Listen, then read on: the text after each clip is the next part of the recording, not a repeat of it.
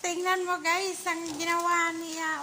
Panglaga daw namin to. Sobrang dami. Ayan, guyabano. Guyabano. Ha? Yan, dami ng guyabano. Yan. Grabe, ang dami. Iyan ang panlaga namin. Tapos, ito pa. Ito naman ay bayabas. Ayan. Ayan, panlaga namin to guys. Ayan. Ayan ang ginawa namin kape. Ayan.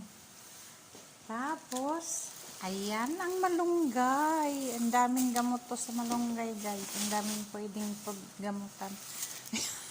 Ang dami talaga sa malunggay. Tapos ang laki ng munay. Aba, ang munay kalaki. Ayan, pasalubong niya. Ano, hati kayo? Sige, sige. Sige. Grabe ang malunggay guys. Ang lalaki. Yan, ang ginawa niya sa malunggay. Yan, panlaga namin. Tapos, gulay. Ito.